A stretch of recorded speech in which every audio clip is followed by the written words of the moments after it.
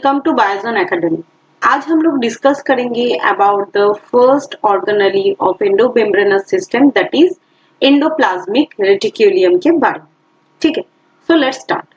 तो यहाँ पे आप लोग एक पिक्चर देख पा रहे हैं और यही पिक्चर को हम लोग पहले डिस्कस करेंगे। अगर हम लोग पिक्चर को थोड़ा जूम करते हुए देखें तो ये वाला पिक्चर जो है ये एनसीईआरटी का ही पिक्चर है। ये जो पोर्शन है ये है न्यूक्लियस। ये क्या है? न्यूक्लियस। और आप सभी को पता है न्यूक्लियस के पास दो मेम्ब्रेन होता है। ये एक डबल मेम्ब्रेनस ऑर्गेनेली है।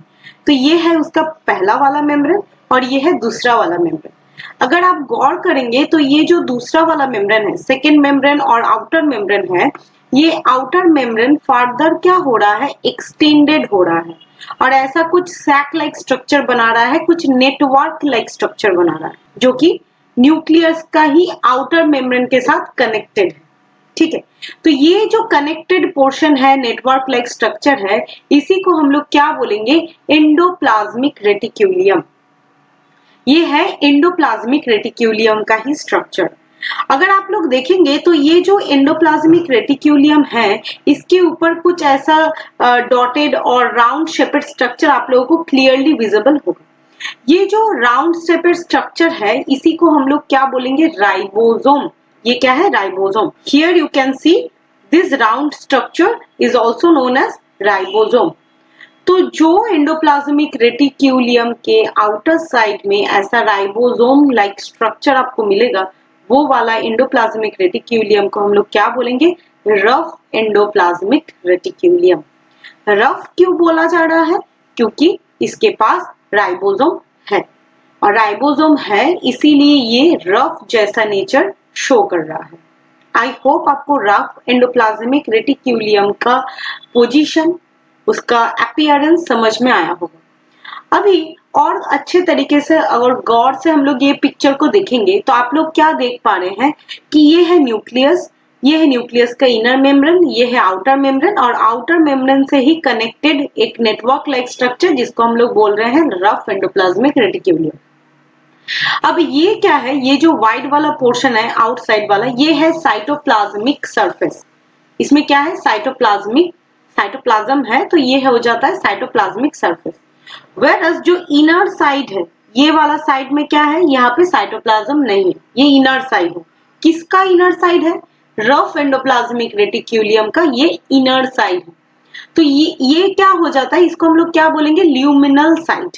इसको हम लोग क्या बोलेंगे? Luminal side. Luminal side of what? That is rough endoplasmic reticulum का। और जो आउटर साइड है, जो साइटोप्लाज्मिक साइड में है, उसको हम लोग क्या बोलेंगे? एक्सटर्नल साइड और एक्स्ट्रा ल्यूमिनल साइड वो भी बोल सकते हैं। तो बेसिकली जो एंडोप्लाज्मिक रेटिक्यूलियम है, इसके पास दो साइड आपको मिलेगा। अब एक बात आप लोगों को क्लियर होगा कि हम बोल रहे हैं कि राइबोसोम है, इसीलिए इसको हम लोग क्या बोलेंगे? Rough endoplasmic रेटिक्यूलियम। क्वेश्चन तो ये भी होना चाहिए कि रफ छोड़ के कुछ स्मूथ भी एंडोप्लाज्मिक रेटिक्यूलियम होना चाहिए। एग्जैक्टली, स्मूथ एंडोप्लाज्मिक रेटिक्यूलियम भी आपको मिलेगा। सो बेसिकली एंडोप्लाज्मिक रेटिक्यूलियम दो तरीके का होता है। एक होता है स्मूथ एंडोप्लाज्मिक रेटिक्यूलियम। स्मूथ क्यों? क्योंकि इसके ऊपर कोई भी राइबोसोम लाइक स्ट्रक्चर नहीं है। अपीयरेंस इसका क्या है? स्मूथ है। और किस साइड में नहीं है? That is the cytoplasmic side में नहीं है। क्या नहीं है? राइबोसोम नहीं है। इसीलिए इसको हम लोग क्या बोलेंगे? Smooth endoplasmic reticulum. और ये जो स्मूथ एंडोप्लाज्मिक रेटिक्यूलियम, ये न्यूक्लियस का जो आउटर मेम्ब्रेन है, इससे डायरेक्टली कनेक्टेड नहीं रहता है। तो पिक्चर से आप लोगों को क्या क्या विजिबल हो रहा है? तो पिक्चर से आप लोगों को ये विजिबल हो रहा है कि जो न्यूक्लियस का आउटर मेम्ब्रेन के साथ डायरेक्टली कनेक्टेड है, जिसका अपीयरेंस रफ है बिकॉज राइबोसोम एसोसिएटेड है, उसको हम लोग क्या बोलेंगे? Rough endoplasmic reticulum. वेरस जो न्यूक्लियस का आउटर मेम्ब्रेन से दूर है, जिसके आउटर मेम्ब्रेन में कोई राइबोसोम नहीं है, उसको हम लोग क्या बोलेंगे? That is smooth endoplasmic reticulum. So basically on the basis of presence or absence of ribosome, endoplasmic reticulum could be divided in two parts. One is rough endoplasmic reticulum and the second one is smooth endoplasmic reticulum. Picture आप लोगों को समझ में आया होगा। So let's start reading some points. तो यहाँ पे क्या लिखा हुआ है कि it is complex network of tubular membranes. ये क्या है? एक कॉम्प्लेक्स नेटवर्क सिस्टम बना रहा है जो कि मेम्ब्रेन से बनता है। एक बात मैं पहले बता दूं, एंडोमेम्ब्रेनस सिस्टम में आप सभी को पता है 4 ऑर्गेनेलीज आता है। क्या क्या है वो 4 ऑर्गेनेलीज? आई होप आप लोगों को याद होगा। अगर नहीं याद है तो मैं फिर से एक बार बता देती हूँ। That is these are the 4 organelles.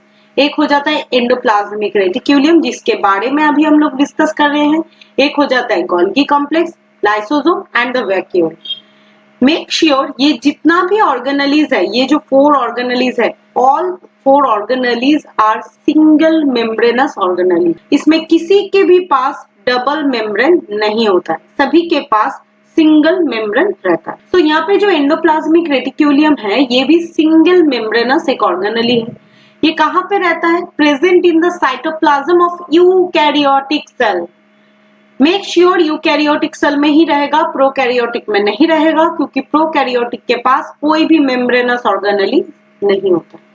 Next क्या बोला गया है कि ये जो एंडोप्लाज्मिक रेटिक्यूलियम है, इसको हम लोग खाली आंख तो नहीं देख पाएंगे, क्योंकि एक तो ये सेल के अंदर रहता है और सेल इटसेल्फ माइक्रोस्कोपिक है। तो इसका जो ये इतना एक कॉम्प्लेक्स स्ट्रक्चर, इसको अच्छे से अगर आपको स्टडी करना है तो यू नीड इलेक्ट्रॉन माइक्रोस्कोप। तो जब इलेक्ट्रॉन माइक्रोस्कोप का डिस्कवरी हो गया था, उसके बाद ही एंडोप्लाज्मिक रेटिक्यूलियम का जो डायग्राम है, वो जो क्लियर डायग्राम है, वो डिस्कवर किया गया था, वो भी 1945 में। नेक्स्ट क्या बोला गया है? The membranes of ER are continuous with the outer membrane of nucleus. Exactly जब हम लोग पिक्चर देख रहे थे तब हम बताए कि जो आउटर मेम्ब्रेन है उसके साथ ही ये कंटिन्यूअस होता है। नेक्स्ट क्या बोला गया है? The interconnected enclosed membranous sac are known as Christie.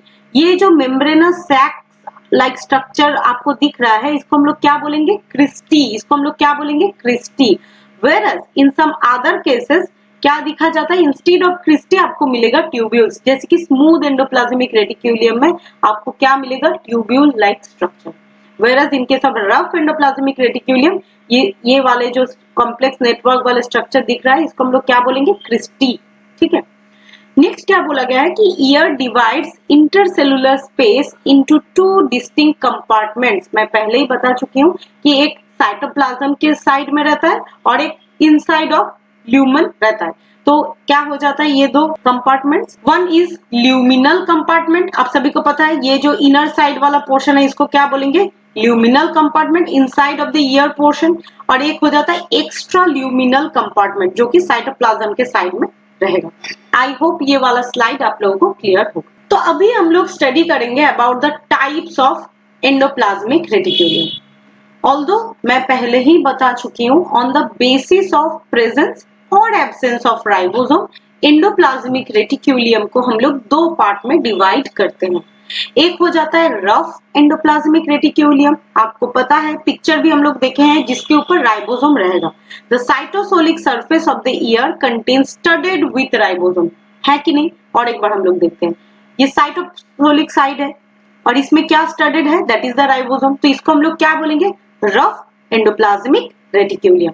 Whereas another one is smooth endoplasmic reticulum. Smooth क्यों है? क्योंकि उसके पास राइबोसोम नहीं होता है। The cytosolic surface of the ear doesn't studded with any ribosome। तो ये भी पिक्चर हम लोग देख लेते हैं। ये है स्मूथ एंडोप्लाज्मिक रेटिक्यूलियम, जिसके ऊपर कोई भी राइबोसोम आपको नहीं दिखेगा, इसीलिए इसको हम लोग क्या बोलेंगे? Smooth endoplasmic reticulum. अब हम लोग स्टडी करेंगे बहुत डिटेल में, that is rough endoplasmic reticulum क्या है। ठीक है, उससे पहले यहाँ पे ये मेरा बनाया हुआ एक डायग्राम है, इसमें हम लोग थोड़ा गौर करके देख लेते हैं कि यहाँ पे क्या क्या दिखाया गया है। जैसे कि एनसीईआरटी के पिक्चर में भी आप लोग देखे थे, एक क्या था? न्यूक्लियस था। न्यूक्लियस के बारे में हम लोग अपकमिंग वीडियो लेक्चर्स में बात करेंगे, अभी नहीं बात करना है। तो ये क्या है? ये है इसका इनर मेम्ब्रेन और ये क्या है? इसका आउटर मेम्ब्रेन। आप लोग इस पिक्चर के थ्रू क्लियरली देख पा रहे हैं कि आउटर मेम्ब्रेन ही क्या हो रहा है? कंटिन्यूअसली आउटसाइड में एक्सटेंडेड हो रहा है और क्या बना रहा है? नेटवर्क लाइक स्ट्रक्चर बना रहा है। और यही नेटवर्क लाइक स्ट्रक्चर के ऊपर ये येलो कलर का आपको क्या दिख रहा है? ये है राइबोसोम। सो क्लियरली आप लोगों को विजिबल हो रहा है कि ये जो ब्लू कलर का नेटवर्क लाइक स्ट्रक्चर है जिसके ऊपर येलो कलर डॉटेड स्ट्रक्चर और राइबोसोम प्रेजेंट है, इसको हम लोग क्या बोलेंगे? Rough endoplasmic reticulum.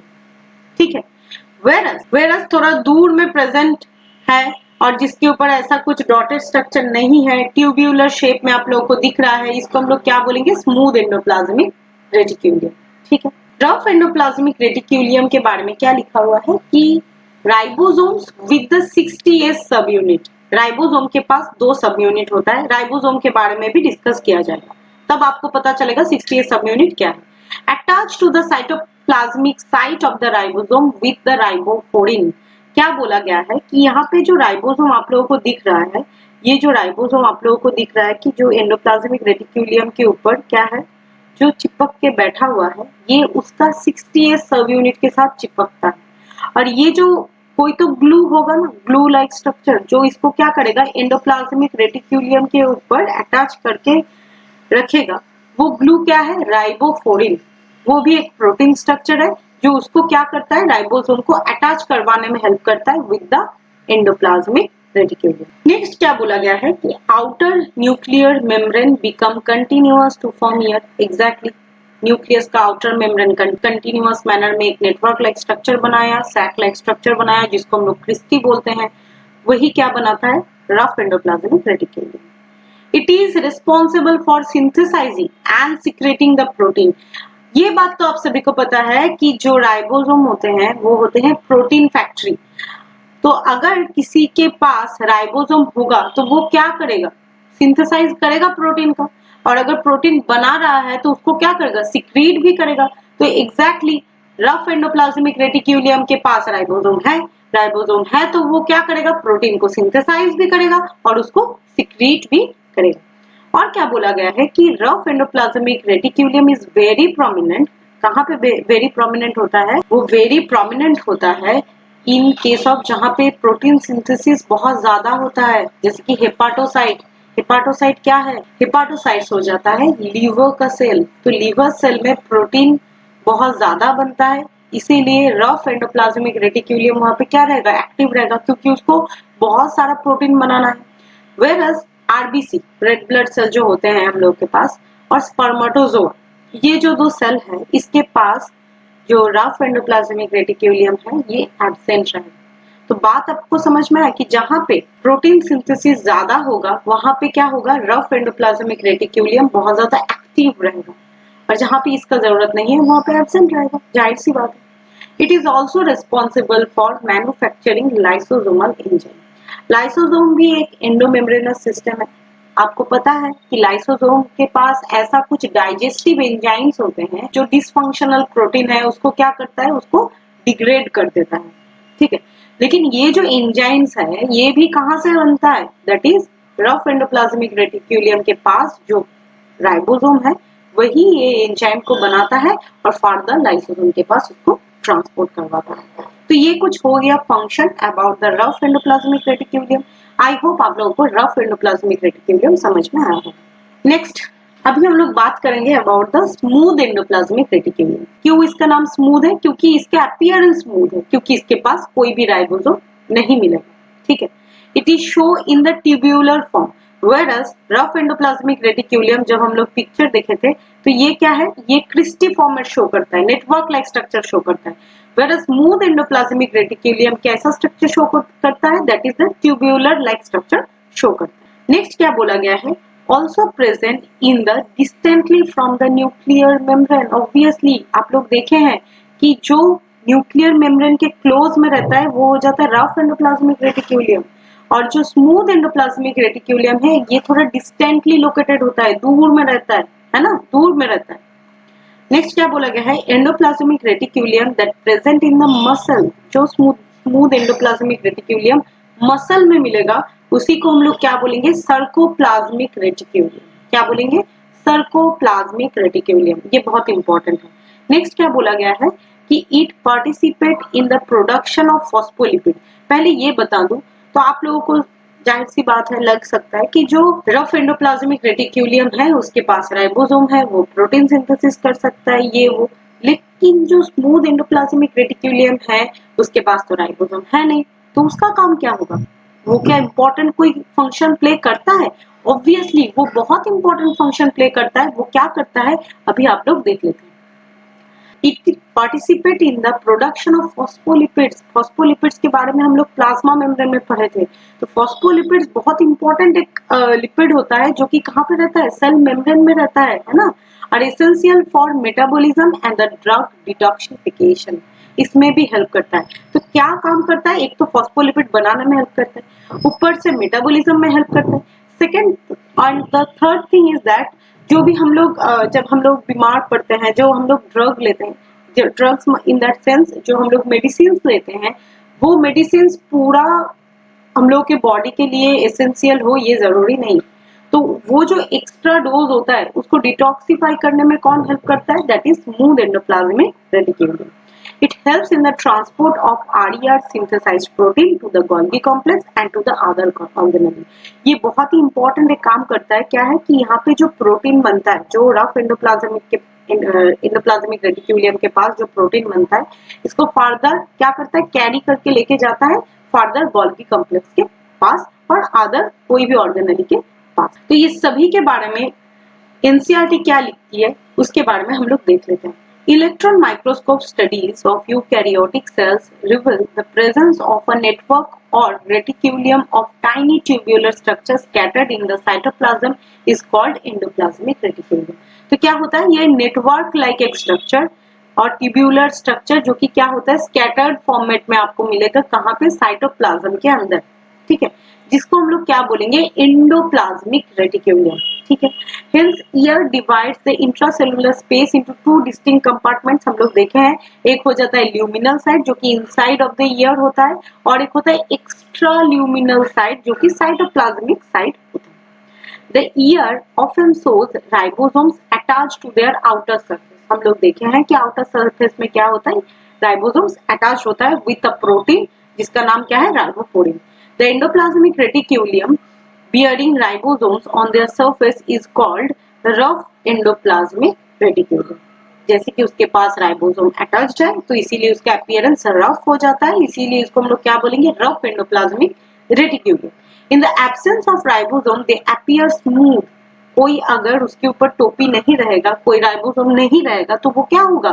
Smooth appear show करेगा, are called smooth endoplasmic reticulum। Rough endoplasmic reticulum is frequently observed in the cells activity involved in the protein synthesis and the secretion। Obviously उसके पास ribosome है तो वो protein synthesise भी करेगा और उसको secrete भी करेगा।